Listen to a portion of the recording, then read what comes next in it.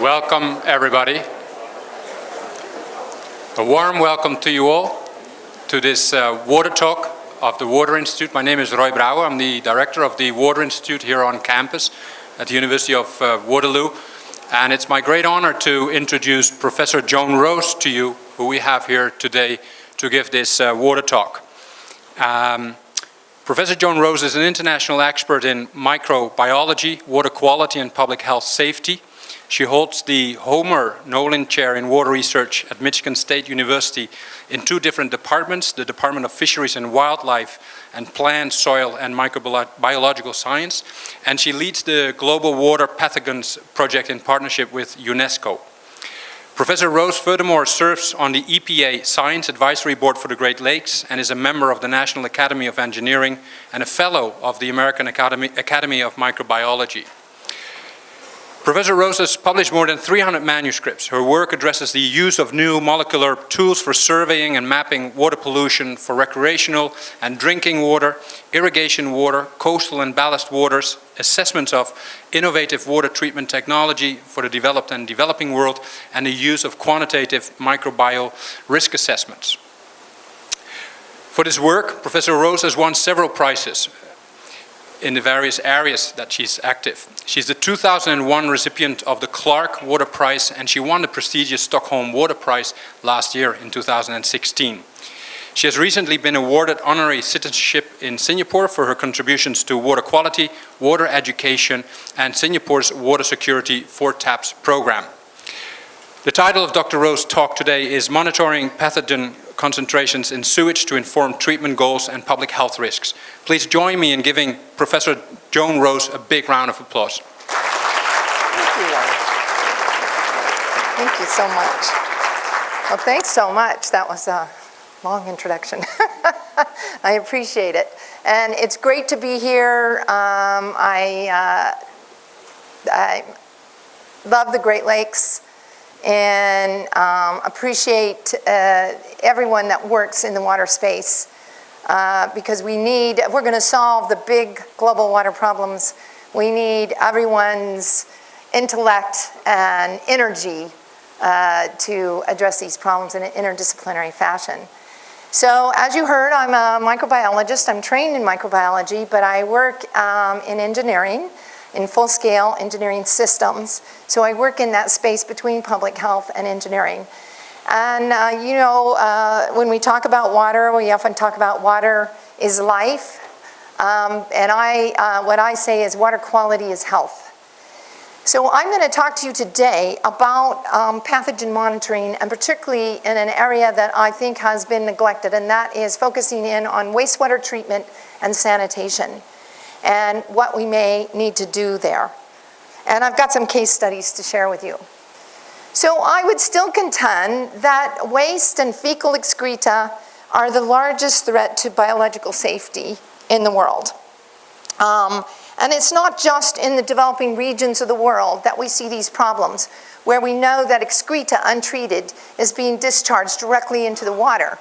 We have our own problems. We have mini septic tanks that are failing, and we actually don't know that they're failing and impacting waterways. We also have, with climate changes and aging infrastructure, our wastewater treatment, which was brought into the Americas and in the 50s and 60s, brought into law in the United States with the Clean Water Act.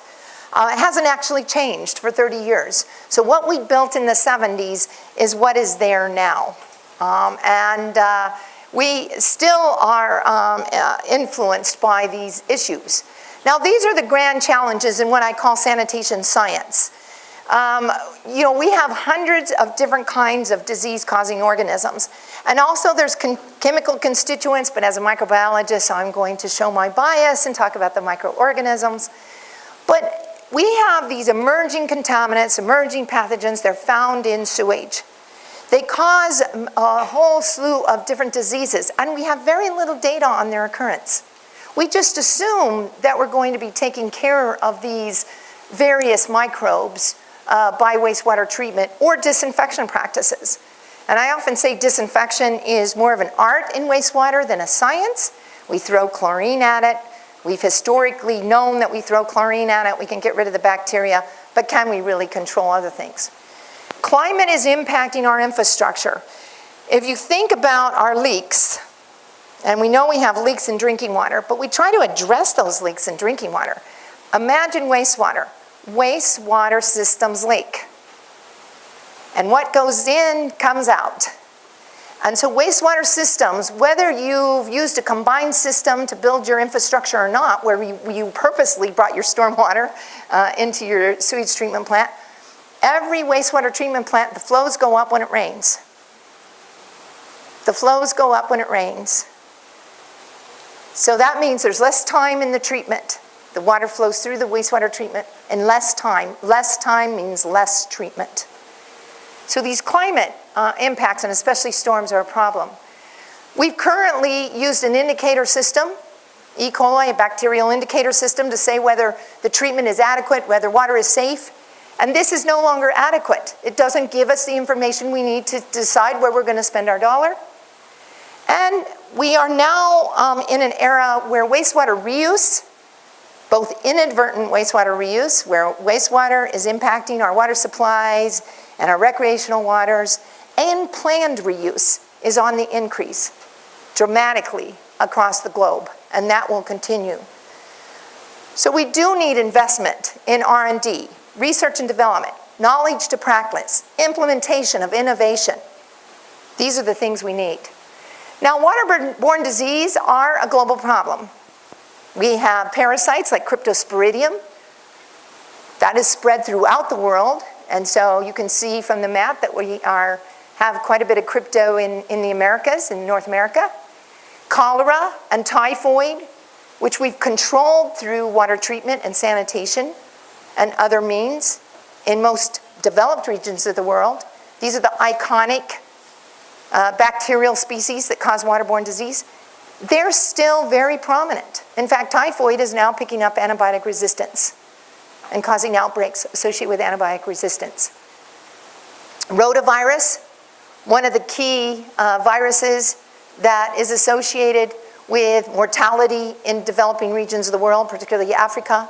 But in fact, rotavirus is still a big problem in the United States. It's just that a mother in the United States, or a father, can take their child to the doctor pretty quick if the kid gets sick with severe diarrhea. And they do take their children to the doctor. So we have access to health care here that they don't have there. So we still get rotavirus. And despite having a vaccine, the uptake of the vaccine for rotavirus is not very good around the world. And in some cases, there's a discussion on how well it works. So these waterborne diseases are a problem. They're coming from excreta, they're coming from human waste and animal waste. And of course, this is a global issue. It's not a local issue. You probably saw the headlines as the Olympics were being held in Brazil about the sewage problems there in the waterways. So this becomes an issue of that affects what we do in the world, and as the world is connected with various events. We've also had numerous outbreaks of very interesting, important lessons to be learned. The Campylobacter outbreak in New Zealand recently, Clostridium difficile, the first waterborne outbreak identified with that particular bacteria, which is normally associated with hospitals and diarrhea in the elderly, was due to a cross-connection in Finland. Guillain-Barré syndrome, which occurred both on the Arizona side and the Mexico side, a cluster of paralytic cases. And we missed the diarrhea. If you have a Campylobacter outbreak, you get diarrhea first. Then you get paralytic disease. So how many people actually had diarrhea here that we didn't catch on both sides of the border? So very interesting outbreaks. And of course, polio, we're trying to eradicate that. We have a vaccine. It rears its ugly head every once in a while in different places. And of course, cholera continues to plague different parts of the world. Billions lack sewage treatment, and in fact, they lack access to even sewers or flush toilets. If they do have toilets, this excreta goes right into the environment. And so we are not, for the most part, treating the wastes that enter into the environment. Now you can imagine, we've had the great acceleration since 1950s across the world. Increased population, increased animal population. Feed the future, right? Decrease wetlands, change in our landscape. All of these things are contributing to the movement of these pathogens through the water system. We should know also that, we live close to waterways. We live very close to coastal systems, marine coastal systems, and we put our waste there. That affects our recreational waters. It could affect our drinking water at some point as we start to desalinate more, in terms of making sure that those new technologies, if we're going to use ocean water or marine water for our drinking supply, is taking out constituents. But we use regular water treatment for most of our fresh waters. And so our rivers, our millions of miles of rivers are highly polluted around the world. That's where we discharge our waste. So I contend to you that around the world, in the United States, in Canada, freshwater systems are degrading. They're degrading. They're getting more nutrients, nitrogen, phosphorus, causing ecosystem disruptions with algal blooms, more hazardous algal blooms. We can find more pathogens in these systems. It means that we're having more problems with our recreational. Where there is monitoring, there's more beach closures. Having problems with our drinking water, and of course our food systems, where there's irrigation. And these systems are all connected. Now I work in this space of animal and human feces. If your parents, when you're a kid, used to call you Queen of the Latrine, I don't know if that influences your career choice. But they said, what do you do exactly after I spent years getting my PhD? And I said, well, basically, I follow the feces around. And wherever there's feces, I try to go. And they're like, that doesn't sound really nice. So these feces impact all of our waterways. Our waterways are connected to our food system. It's connected to our human system. And our human system is changing too. Our social structures are changing. Our sensitive populations, and any one time, a given snapshot of any community, 25% of our population is in a sensitive group, subgroup. And all of us are going to go through one of those subgroups at one point in our lives. But any snapshot, that means 25%. Immunocompromised, pregnant, young children, elderly, diabetics. And these individuals are growing in our culture. Now, we're talking now about thinking in better, broader terms about sanitation science and moving it to what we call resource recovery. That might be the future of wastewater. It means that we can get energy, nutrients, and water. Water is the great dissolver, and we use water to move things around. But we need to recover that water, and we need to recover some of the things that are in water that are going to be beneficial, rather than disposing them. Now, energy recovery is starting to drive some of this. If you look in Vietnam, and this is for animal waste, they're starting to put up these bioreactors everywhere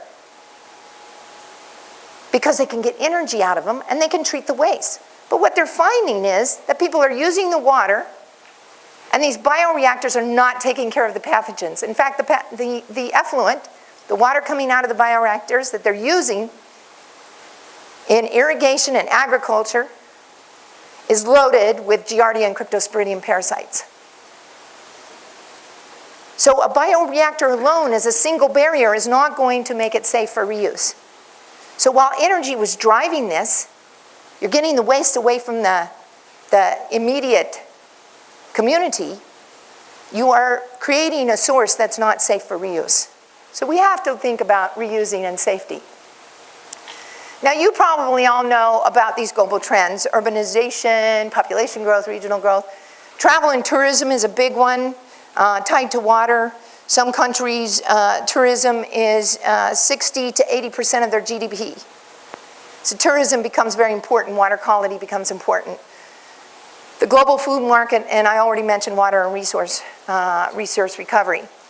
So I basically try to answer these questions in a group around the world. How is water quality changing? What is the role of sewage in this change in quality? How does this affect human health? And how can new technology help us with determining what kind of treatment technology do we need? If we're going to reinvent the toilet, as Gates Foundation says, move from treating sewage to resource recovery, if we're going to restore our wastewater infrastructure, what are we going to use and how are we going to make sure it's safe? We try to look at the interface of three areas. Risk analysis, which helps us understand the risk, brings in community values, what's safe, the economics, use good environmental methods and data to generate information that provides the knowledge for the decision making, and to get to that, to get to the technology, use the technology to get at these data. We want to have science-based, data-driven approaches. But we've got emerging methods and emerging contaminants. And these go hand in hand, because as we use the new technology, we find new things. I'll show you some examples of that. And then, of course, we've got the green and blue economy. And it's estimated to be pretty large when you think about investment in the future. The economic estimates on sanitation generally say for every dollar invested is a $4 return to the community. So I think we need to elevate the discussion on wastewater treatment and wastewater itself. We need to think of it as part of the important component of the one water concept. So getting people to think, when I flush that toilet and that water starts flowing, where does it go? How does that impact my tap, my river, my lake? Where does that water go?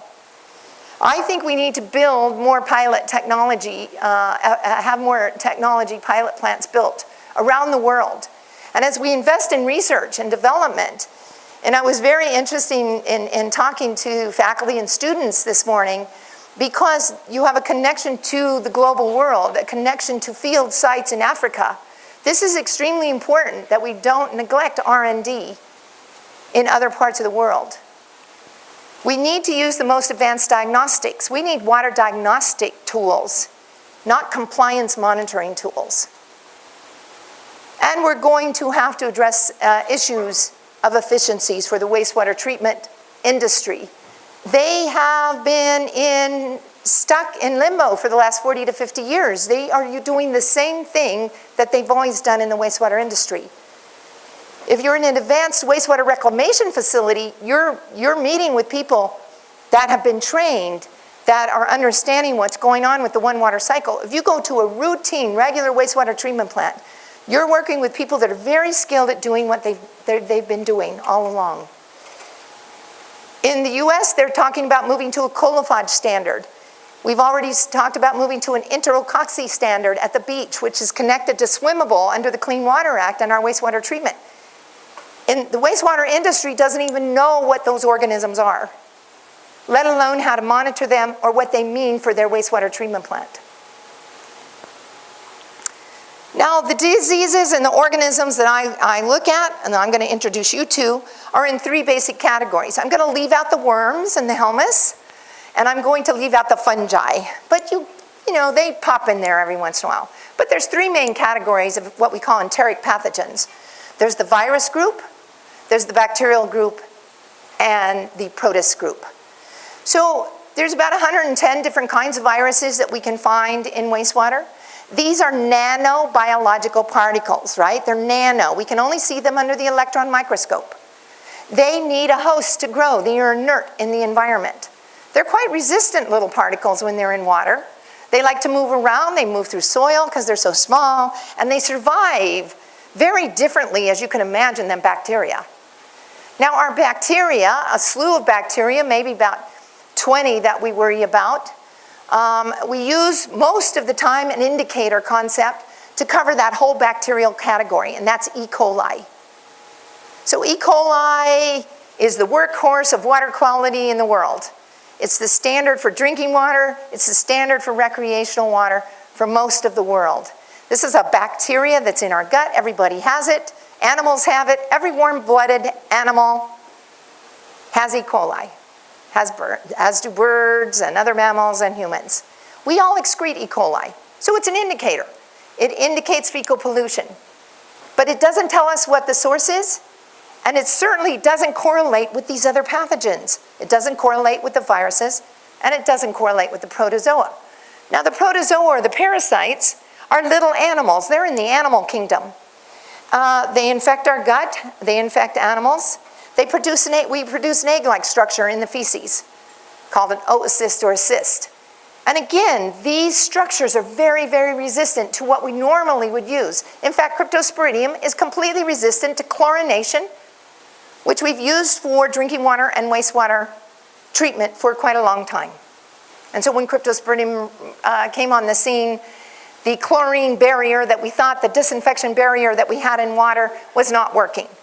Now, many people think, well, these enteric pathogens just cause diarrhea, just a little bit of diarrhea, don't worry about it.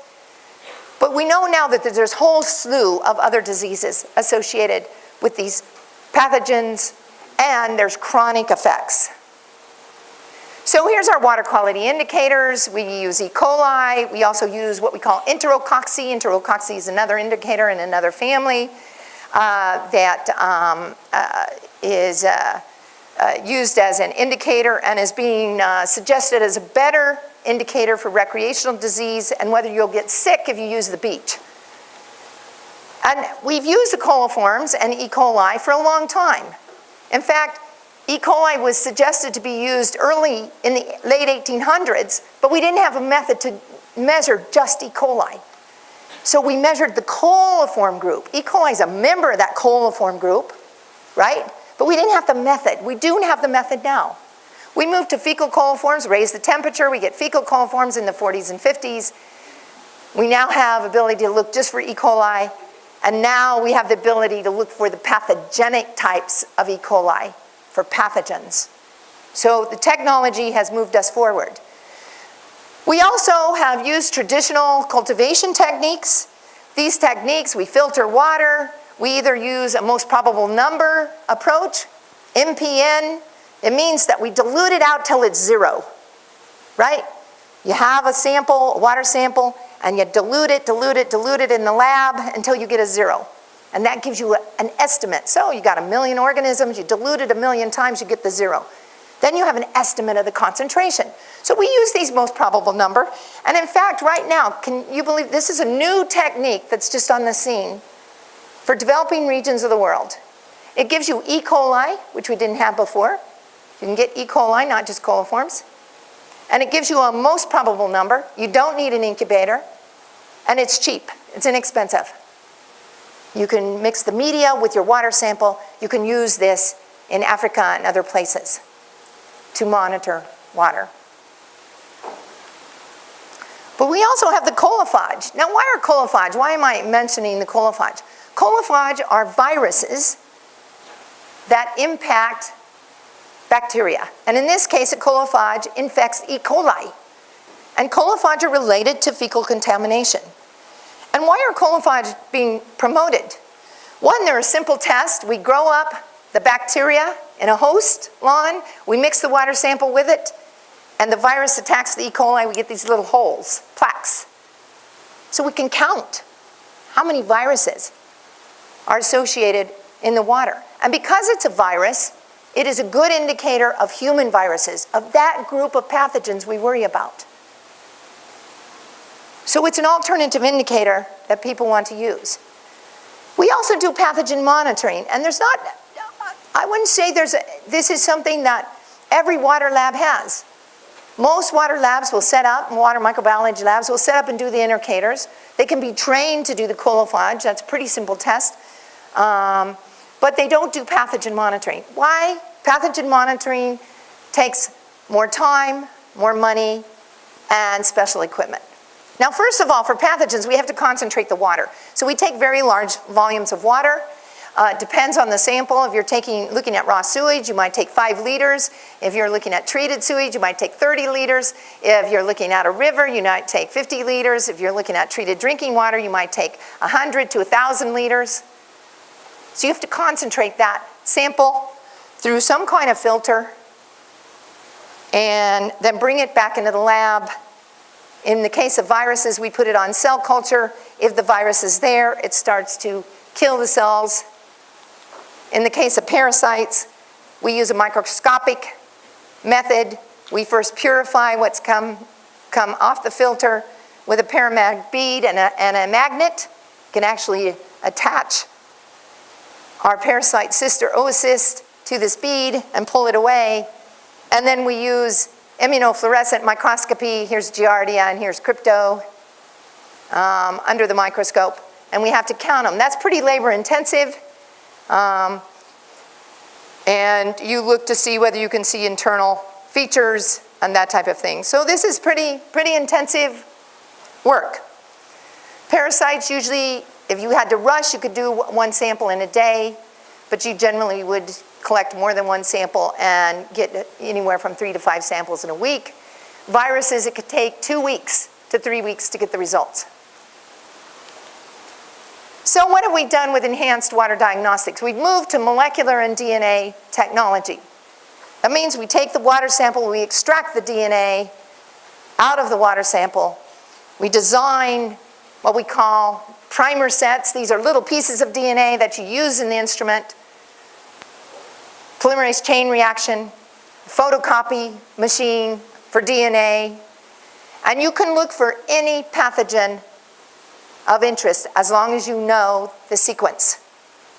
So you can design primers and look for any pathogen of interest. Now the changes to PCR over the last few years have been really amazing because it has become quantitative. So we went from presence absence to quantitative. We can count things now. We want to count things. But it has these advantages. It's often more sensitive. We can get at detection levels that are lower. It's more time efficient. It could be more cost effective.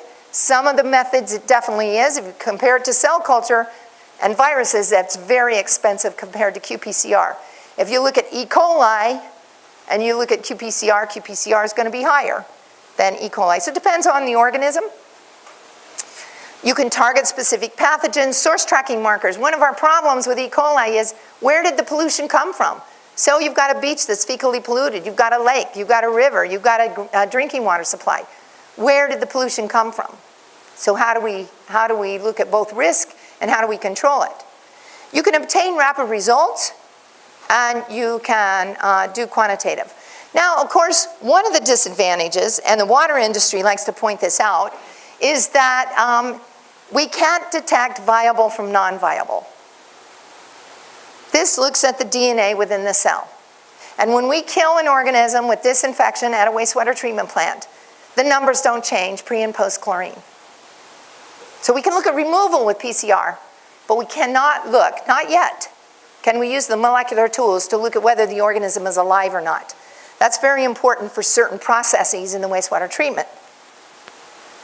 But the growth and the use of PCR has been amazing in terms of when it was first discovered, in the 80s, first publication, the instruments that are available now, the kits that are available to run the analysis, and the QA/QC that's part of the PCR has developed so that you can use these in a water plant. In fact, in Michigan, we're working with a consortium of 18 public health labs across the state.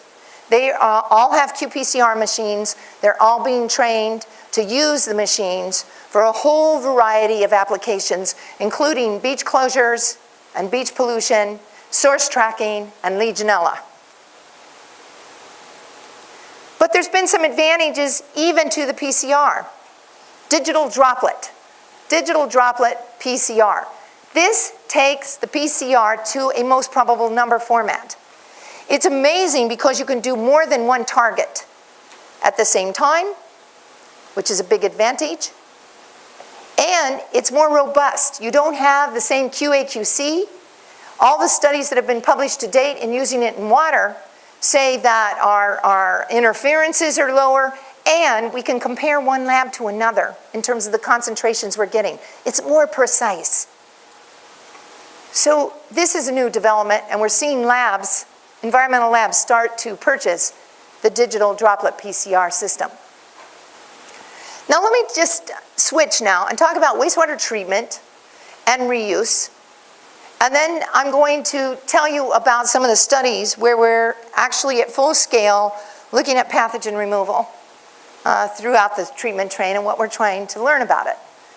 So first of all, in the United States, under the Clean Water Act in 1970s, this law said that all communities that have wastewater treatment that discharge to a surface water have to have what we call primary and secondary treatment. Before, there was only primary treatment. It took out the solids. In fact, in Canada, I know you don't have a Clean Water Act, and province by province, you decide whether you're going to treat the wastewater. And in fact, there's been some disputes across the border about Canada discharging untreated wastewater, whereas the US says they're discharging treated wastewater. But even on the US side, where we are, we have a lot of what we call combined sewer overflows. We linked our stormwater to our wastewater. Those have to be fixed. Those must be fixed by law now. But most places aren't fixing them. They won't get them totally fixed till 2018, 2020. So we have what we call routine wastewater treatment. Routine wastewater treatment. It mostly nitrifies the wastewater. You go from ammonia to nitrate. It takes out the solids, takes that turbidity down. It takes down the organic load that causes anaerobic conditions when you discharge wastewater to a water. So that's routine. But what is reclaimed water? So reclaimed water, in most states, it's by state in the United States. Each state has its own rule. Says that you can reuse wastewater for beneficial purposes, but it must be safe for reuse. So what are your purposes? In some cases, it's just irrigation. It could be irrigation of grasses, golf courses, things like that. And in fact, in Florida, when they started first using wastewater reuse way back in the 80s, viruses were a big thing.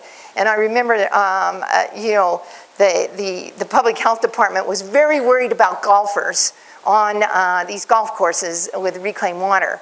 And so viruses were a big target in reclaimed water early on in the history of the United States. Now, states with the most wastewater reuse, as you can imagine, are the states that have the most population, are in the South and in the West, where there's water stress. So water stress has precipitated the reuse of wastewater. And rules, even in water-rich areas, are starting to think about return flows and reuse. So Minnesota right now is starting to think about their rules about reuse. Seattle in Washington has started to think about reuse. But even in this region, in the Great Lakes region, we have a water quality agreement. That agreement says that we should return flows of equal quality to the water that we took from the Great Lakes. So if we take water from the Great Lakes, one of the Lake Michigan, and from one of our pipes, we use it in our community, we return the flow. We use it in our power plants, we return the flow. We even use it in our agricultural, and we return some of the flow. It is not coming back in the same quality, obviously. So this is an issue as well. Now, some people have set goals for pathogen reduction. This was not necessarily done on a risk basis, but they just set what they thought they could measure and what they thought they could achieve early on. So anything like, they thought they could achieve 5 log reduction of viruses in California. That's one of the goals. It's mostly with chlorination. And then when the parasites came on, they said, oh, we got to get rid of the crypto. We can't do it with disinfection. So we want to get rid of it with filtration. So you have to enhance filtration to get rid of those oocysts, those egg-like structures. So let me tell you what a log is. You might not know what a log reduction is, some of you. If I say 90% reduction, that's 1 log. 99%, 2 logs. 99.9%, 3 logs. 99.99%, 4 logs, right? These pathogens may come into sewage, and this is where we were lacking the data, at 1 million.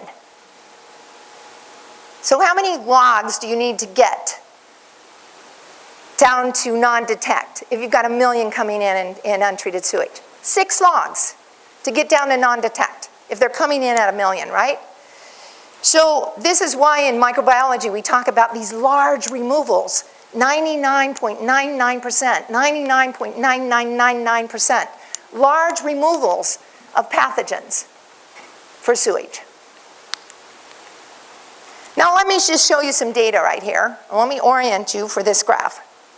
These are 3 different wastewater treatment plants around the United States. This was some early work that we did with a consortium looking at wastewater reclamation facilities that were being used for what I call non-potable purposes. This water was being used for irrigation. It was not being used purposely for drinking water to go into your drinking water plant. These are box plots. So here's the log concentration, 100, 10,000, 1 million. This is the influent, this is the effluent. This is what's coming in, this is what's coming out, in and out. 3 different plants. Indicators, coliforms, fecal coliforms and E. coli, enterococci, a spore former, Clostridia, the colophage, viruses, Giardia, Cryptosporidium. So the last 3 boxes on each of these are the pathogens, and the remaining boxes are the indicators. So let me tell you what we learned. Well, first of all, we learned that there's a high variability between one plant and another as to what's coming into the sewage treatment plant. We could not say that from one community to another, you were going to have consistent concentrations or consistent distributions of pathogens coming into that wastewater treatment plant. They're going to be variable. This plant was very consistent. Every time you took a sample, you had very similar numbers coming in through that community. We don't know, we don't understand why one community has consistent numbers of pathogens and indicators coming into their sewage treatment plant, and another facility has a high variation. It could be the leakiness of the sewer. The sewer is causing dilution when it rains, and so you get this high variation. It could be the nature of the community and sewer. Now the next thing to look at is the effluent. Now this plant had high variability, high concentrations, but this plant did a great job at reducing these, mostly reducing things down to non-detects. Mostly non-detects. This plant, which had very high concentrations but less variability, had much higher variability in the treatment process. So the treatment process was letting indicators through, letting pathogens through at a much greater variability. So here we had much greater risk than at this plant.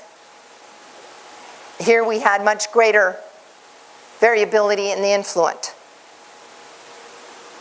This plant had some variability, but also some high numbers. While the variability was not high, it was not getting the removal that it needed. So this meant we had to go to the full-scale plant and get enough samples of influent and effluent over a year's time to gather this information. And so it wasn't easy. And they began to see that the initial evaluation of indicators and pathogens around the US at full scale did not provide them with the data to have a consistent approach at the state level to how much removal was going to be safe. So how do we understand risk reduction? We think that the wet weather events produce high flow rates in treatment systems, and it probably reduces microbial efficacy. So what we found was hydraulic retention time. That is the time that the water stays in the wastewater plant influences the treatment. Now this might have been too intuitive, really, when you think about it, but I remember the first time I told the engineers that they were going to have to increase the hydraulic retention time in the wastewater treatment plant, they about fainted because they'd have to build a great big basin about the size of this room to accommodate the flows. And they couldn't do it. So when the flows went up, things went through the plant quickly. You didn't get the removal of pathogens that you wanted, and they couldn't engineer. They couldn't engineer it with the conventional treatment approach to increase that hydraulic retention time. So we needed new designs. There were some new things that were handling high flows, handling wet weather, but those had not been evaluated for pathogens. Water reuse was starting to look at quality for potable needs, not just for irrigation of crops, but you take the wastewater all the way to your drinking water plant, and it supplies the water for your drinking water plant, and it goes to the tap, or it goes to your groundwater system, where you pull your water out. So what we call potable wastewater reuse was being explored, it was being expanded, especially in California, in Virginia, expanded, and expanded around the world.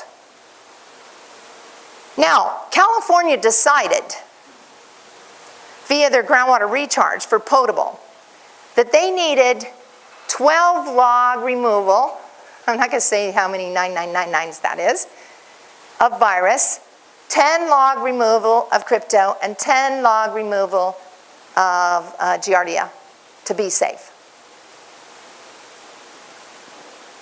12-10-10 it's called, from untreated sewage to the finished facility for potable reuse. 12-10-10. So that's not possible to do by just measuring influent and effluent.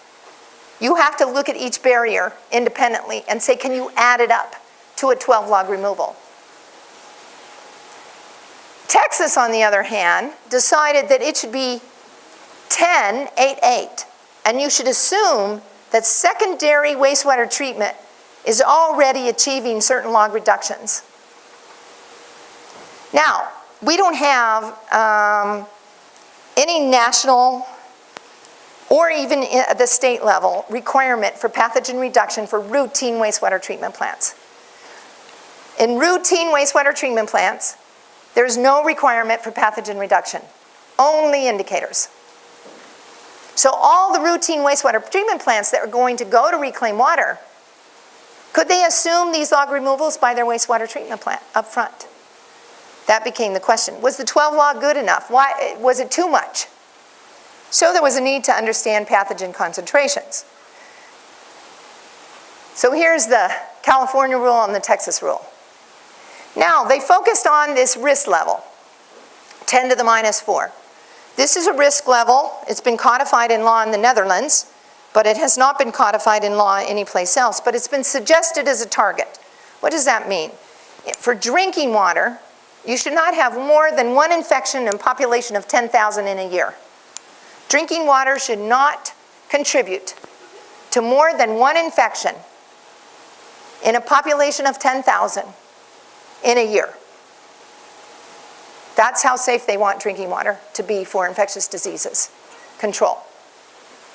And so they used the same risk target, but they made different assumptions about their wastewater treatment.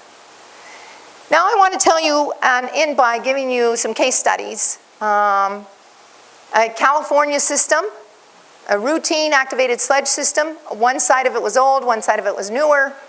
That's thinking of going to potable reuse. Has to meet the 12-10-10 in California. In Ohio, a system that is combined wastewater stormwater system. The flows change dramatically.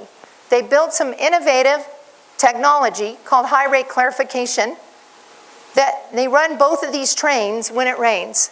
You can see these flows. This is a small little system in California. Sorry, I didn't change it to liters, million gallons per day. And Ohio, you can see how big these flows are. This is a big wastewater plant. This is a very large wastewater plant that serves a lot of people. And the flow goes up significantly when it rains. So let's take a look at this. First, the Ohio system. So the Ohio system is very similar to a routine. You pump in the raw sewage, you have a grit removal. It takes out the big stuff. How many people have been to a wastewater plant in this room? All right, we do have a good percentage of understands what it looks like. These are pretty big, basins. So grit removal. This, when it rains, fills up this equalization basin. It goes to high rate clarification. Then it goes to chlorine disinfection and discharge.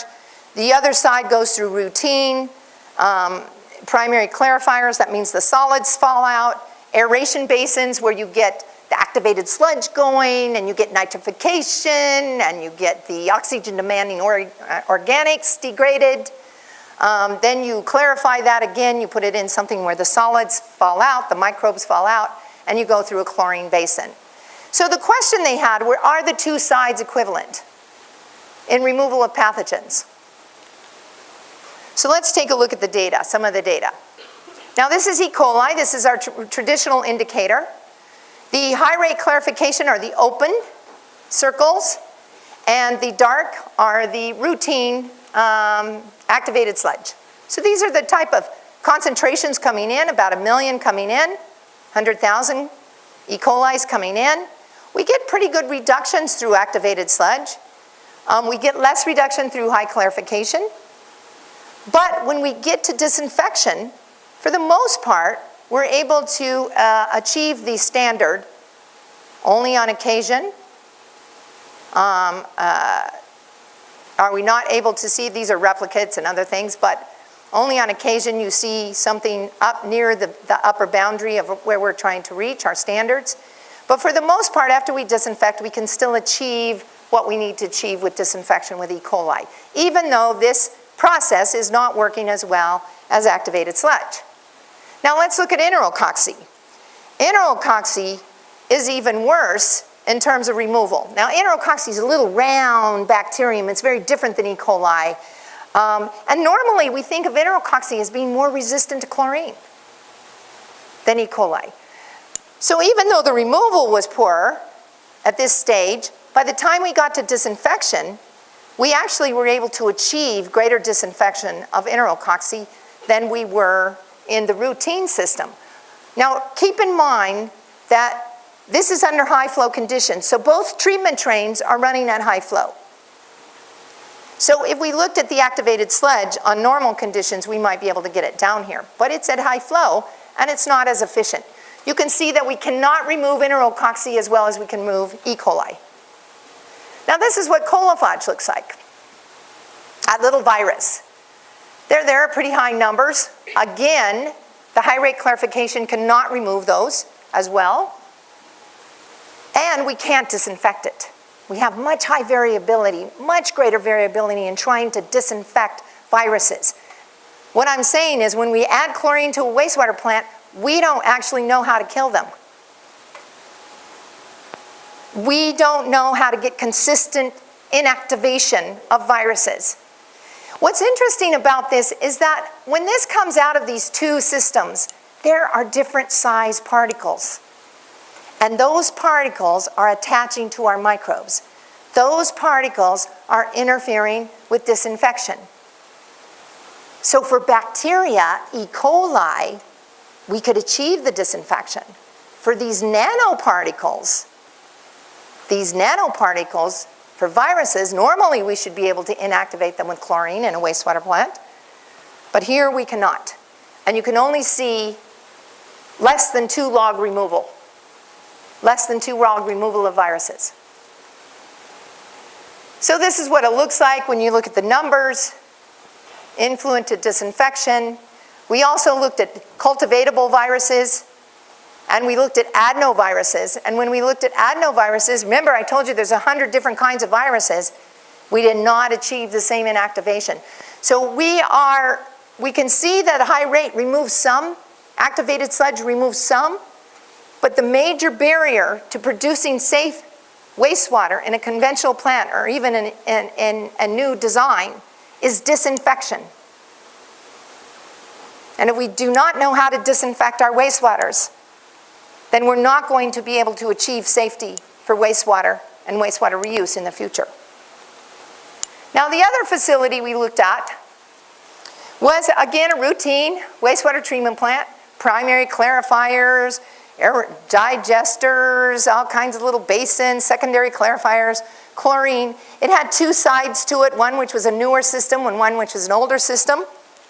I'm not going to show you that data, but I'm going to just show you the variability of the 2 trains.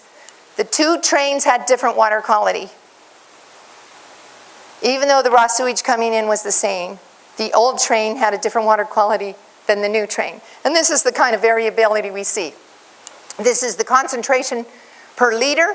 This is the viruses. This is raw sewage, primary sewage, and then disinfected, secondary disinfected sewage. These are a distribution. These are the concentrations that you see. So we're seeing about 1 to 10 viruses coming out in the effluent per liter. Per liter. Right? That doesn't meet the 12 log removal one. This is what the virus looks like if we use molecular tools with our cell culture. So remember I said that cell culture takes 2 weeks. Well, we can speed that up by putting the viruses on cells and then taking those cells after they grow the virus a little bit and using molecular tools to identify the virus. Here we're going to get more viruses than we got with the regular method. We're going to see more viruses.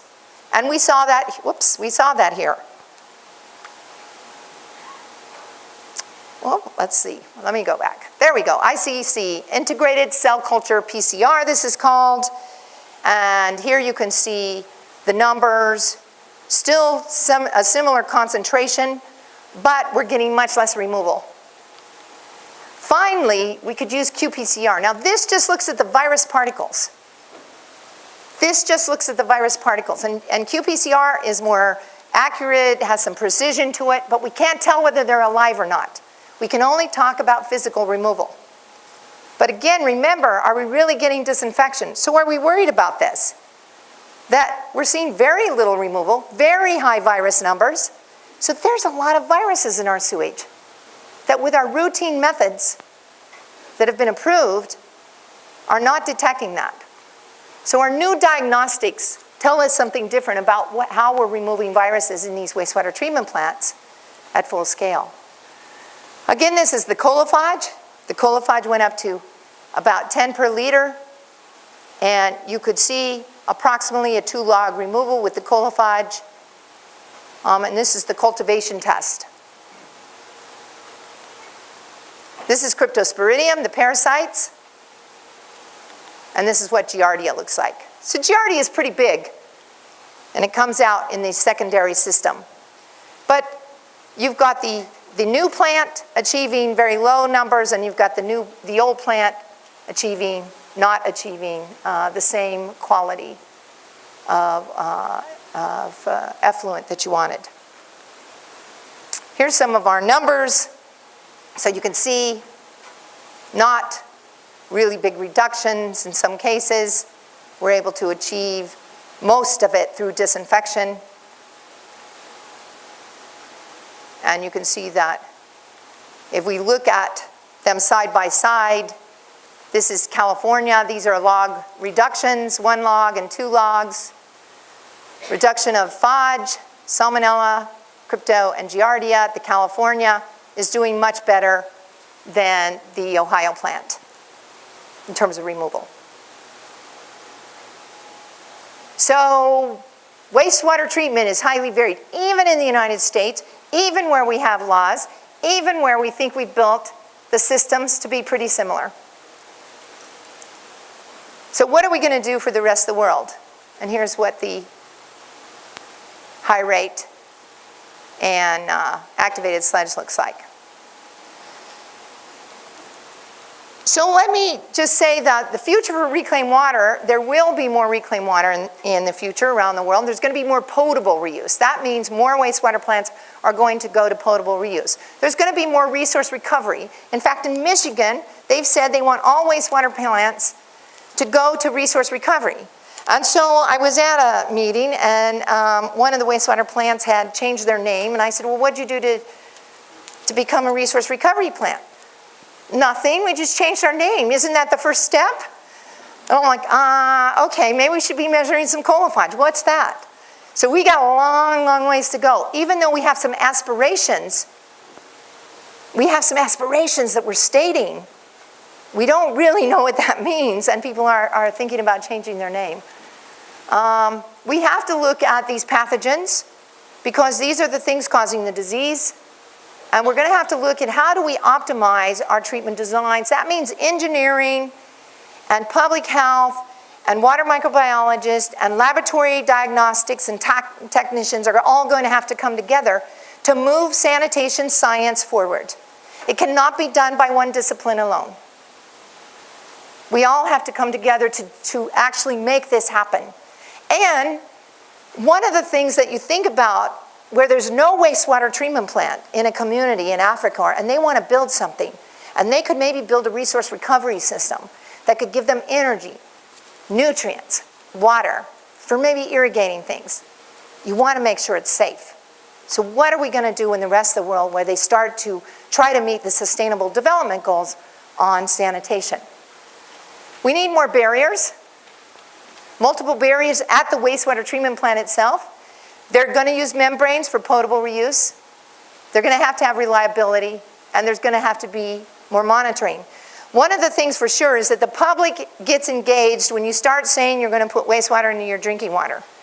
They don't get as engaged, they don't think about their toilet flush too much until you say that that toilet flush is going to influence your drinking water. Then the public starts to get engaged. But we do need public engagement, ultimately, because wastewater generally costs more than drinking water side. So bills go up, and people are upset. They don't want to talk about feces. They don't want to have any toilet talk. And so we need to have that conversation with the public, because ultimately the public will have to say whether they're going to pay for these advances. Now, how are we doing on time? Because I just have a few more slides that I might talk about the metagenomics in viruses. 5 minutes, okay. So metagenomics, all full DNA. Use new methods. New methods in which we can concentrate these different organisms. We can set them up at a wastewater treatment plant. This is at a reclaimed water system that's being used for potable reuse, by the way. We can get all the DNA in there.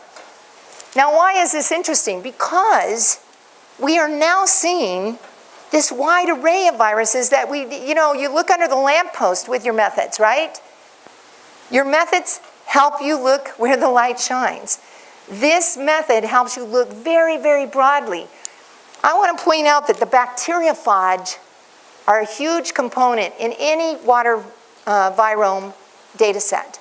What are those bacterioviruses doing? They're influencing the bacteria that are in that system. We also find a healthy, now the plant viruses probably coming from our food, we get the human viruses. What are all these animal viruses doing in there? And what was interesting is we found a high percentage of this Cercoviridae family. It's a single-stranded DNA virus. We also found that activated sludge, raw sewage, trickling filter effluents were really similar. But once you treated it with microfiltration, you got a very different virome. So we're seeing different viruses downstream of different processes once we start looking at advanced treatment. Now, the Cercoviridae is a single-stranded DNA virus. Its DNA is circular. Actually, it's one of the smallest viruses we can find in the water environment. It causes pig diarrhea. And in fact, a few years ago, your pork prices were high in North America. They went way up because we had a mass die-off of pigs, piglets in particular, because of this virus. Now, there's been a new virus found that's really related to this family called cyclovirus, and it's been causing neurological problems in kids in Asia. It's like poliovirus. It's fecal-oral, you get it through ingestion, it's excreted in the feces, and it causes paralytic disease. And it's been found in pigs. We don't know whether it's jumping to any people in the United States yet, but it's in our sewage. The Cercoviridae is in our sewage at a very high level.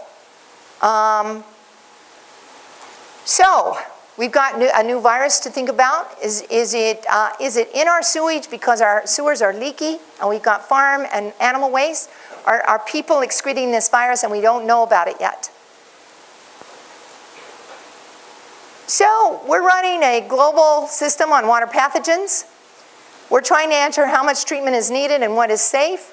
We're looking at concentrations and how we reduce those concentrations and various exposures. Irrigation, how do we use effluent for irrigation? How do we use effluent that impacts our potable water? How do we use effluent that goes into a river where people are washing their clothes and bathing because they use that river for hygiene? What about recreation? So what is appropriate for wastewater treatment? Where should routine wastewater treatment be in regard to pathogen reduction? That conversation has not happened yet. Recommendations is my last slide, then we can, I think, go to Q&A. I think we should use advanced technologies and develop a water diagnostic tool set. This is not just for wastewater, but for our water basins, our watersheds. We've got source tracking markers now that we can use. Legionella is showing up in our distribution systems. I know Toronto had a big outbreak of Legionnaires. So we've got a distribution system, a treated water distribution system, and biofilms we need to look at. We need water diagnostic tools. We're going to have to spend money. We need to improve wastewater management and return flows, recycle, reuse to address future water quality issues. We need to develop the 21st century water diagnostic labs that go along with this goal. We have to train people. And in fact, we recognize that people being trained in public health, and they're in the laboratory right now working, they were not trained in using PCR machines. They were not trained in handling large water samples and running the molecular tools. So even the pipetting and all the different things, the little things that you wouldn't think about, they had no training in that. So that training is needed. Globally, we're coming to an agreement that for routine wastewater treatment plant, we'd like to see 3 log removal of viruses from a routine wastewater treatment plant. So I want to thank my group. They all help with this, especially Tiang Nga and Isel Kim. They've done a lot of the metagenomics, and the group all have to get involved every time we get a sample in from these wastewater facilities. And then I'll end with some beautiful pictures of the Great Lakes and the water systems we're trying to protect. Thank you very much.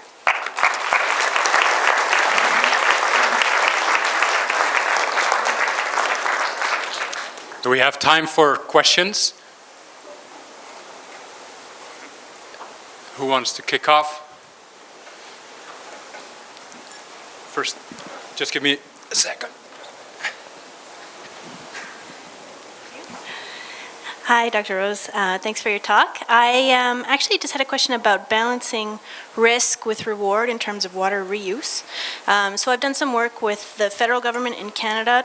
We're trying to update the building codes to encourage water efficiency. Mm-hmm. And part of that was developing a section about rainwater harvesting reuse, and the next section will be about greywater reuse. Greywater reuse. Yes. Okay.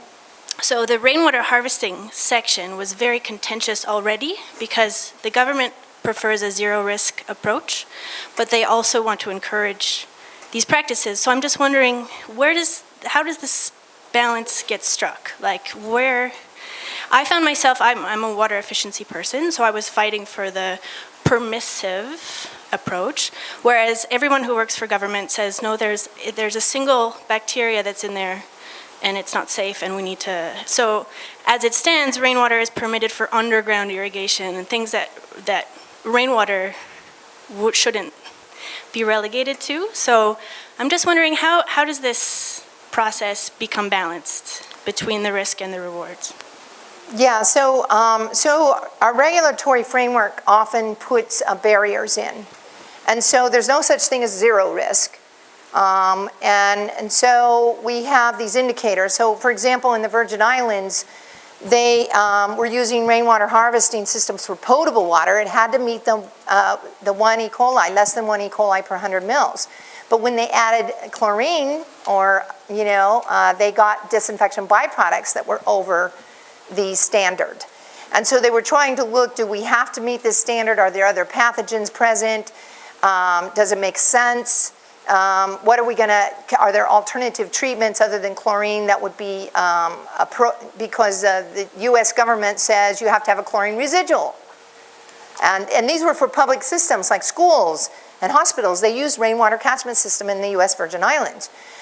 So they did go in with a risk-based approach, but they had to fund to get some data. And what they found was that most of the roof catchment systems did have Giardia and Crypto. They had pathogens and pathogens that were resistant to chlorine, so that if you could put UV on, you would be better off than trying to mandate a chlorine residual, and then you got the DBPs and all of this kind of thing. But they needed data, and they needed a regulatory framework that was willing to come in and say, let's manage this differently, this situation differently. Now, in the case of gray water and rainwater harvesting, most rainwater harvesting, in fact, doesn't have any regulatory, unless you're going to use it for drinking water, framework. In fact, they were promoting it in Georgia, and rain barrels were like going out of the stores because when they had the drought. So rainwater doesn't, even though it could have some things for most irrigation purposes, it doesn't really fall under any regulatory framework. Now, gray water, on the other hand, has a lot of stuff in it. And in fact, they banned it in many places, gray water reuse, because the implementation of the rule is very difficult. You have to make sure that each homeowner is doing the right thing. And so gray water tended to be more problematic. They didn't have any data on how many pathogens might be there, what kind of treatment should the homeowner get, how would the homeowner maintain that. You know, it's not as simple as the point of use devices that we put on our tap, where we have a system all set up, you know, National Sanitation Foundation and others to verify. So we don't have that system set up for reuse at the individual homeowner's side. And so, you know, I think many policy groups don't want to deal with it at all.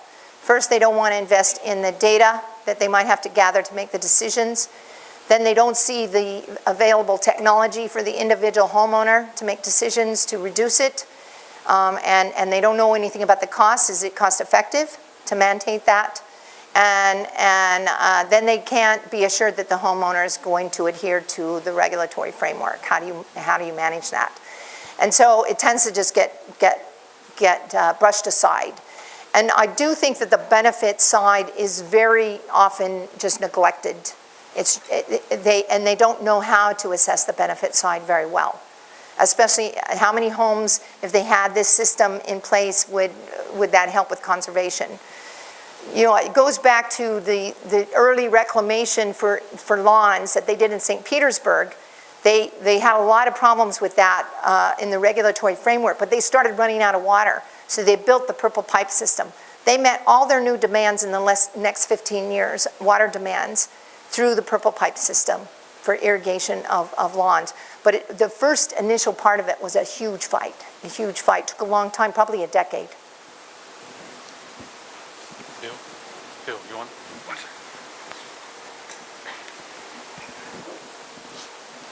Just curious about your view in a Great Lakes context, what the relative risk is to, you know, denizens of the Great Lakes from drinking water and recreational exposure in pathogens. Yeah, so in the Great Lakes, generally, on the drinking water side, those communities that have pipes out into the lake have very good water. The ones that are suffering are the ones that are like in Saginaw Bay, Lake Erie. They get their water pipes from near shore, or they get their water from shallow bays. And they're suffering not so much from fecal contamination, but from the toxic algal blooms. Although in Lake Erie, that South Bass Island was probably from their wastewater disposal in that island, their management of wastewater. So drinking water, the more problematic in the Great Lakes is the people using groundwater. So they're using, and in Canada, that was already addressed to a certain extent, or it was at least realized how much it's been addressed because of Walkerton. When Walkerton happened, Canada took note. That whole, I don't know how many people know about Walkerton, but you can probably Google it, a very serious outbreak in a small community, farming community where people, children died, kidney transplants, all of that kind of thing from animal manure and a groundwater system. But groundwater system is generally not monitored as well. It's not treated as well. We have a lot of people on their own wells. We don't necessarily have a mandate for treatment, disinfection of groundwater in small communities.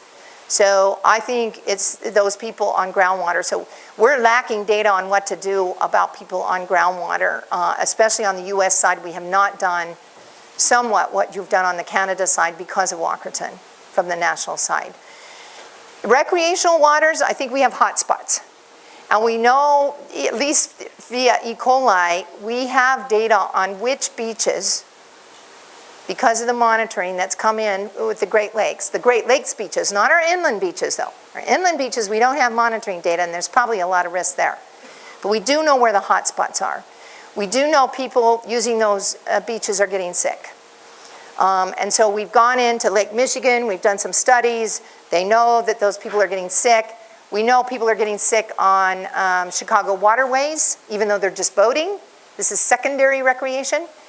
And so this was shown through epidemiological studies. Now, is that going to get worse? We don't know. The last waterborne recreational outbreak, the highest number of recreational outbreaks was due to toxic algal blooms.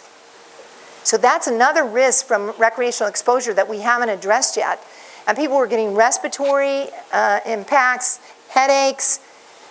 They were getting gastrointestinal impacts from these toxic algal blooms. And it wasn't visible. It wasn't like it was a visible, big bloom that they were swimming in.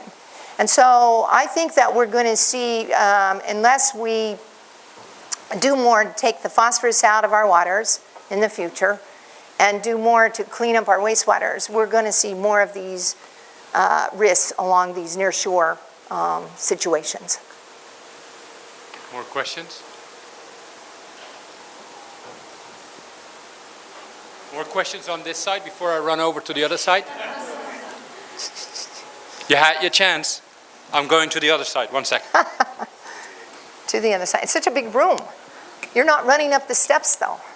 Need someone to raise their hand way back there in the back. Yeah. Thanks, Joan. Always a pleasure to see you speak. Can you speak to the importance of non-point, non-human sources of fecal contamination compared to point sources, particularly in North America? Yeah, I mean, there was always this argument that human wastewater was of the higher risk, and more pathogens, human pathogens in there. But, we've got really close relationship now, I'd say, between the animal waste and our water supplies. And so we know these zoonotic pathogens are there. We don't know what their concentrations are. And the most important thing about the non-point source and the risk is the transport and fate. So what we're finding with source tracking markers, we've done cow and bovine and chicken markers. In low flow, when everything's frozen and it's groundwater in our rivers, we may have 30% of our watersheds. We did 64 watersheds. 30% of our watersheds are positive for these markers. When spring melt goes up. When summer rains come, the whole 64 watersheds, 80% of them turn red, positive. Now they change in concentration, and we found watersheds that are very high in concentrations.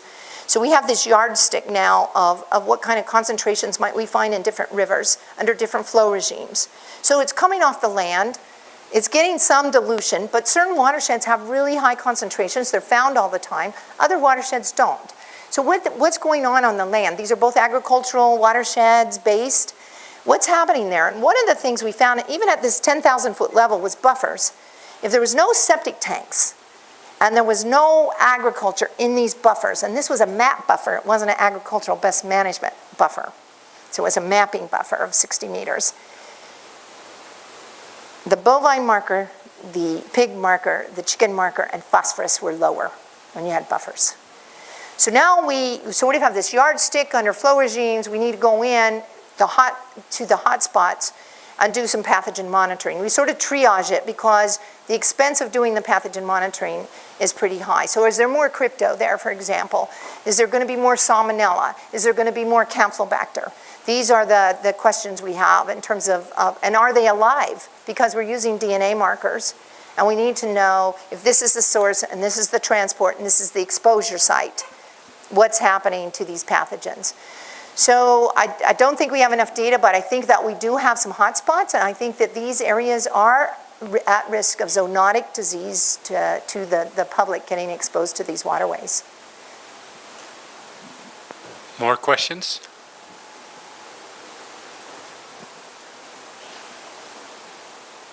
No one? Yes.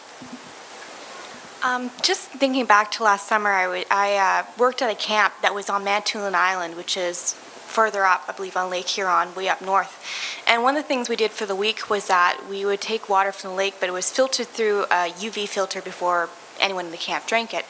My question is, like, how practical is something like that for the future? You know, being able to, like, is a UV filter going to be enough to, like, filter this kind of thing? And, you know, where should we be looking for water resources for communities? Right.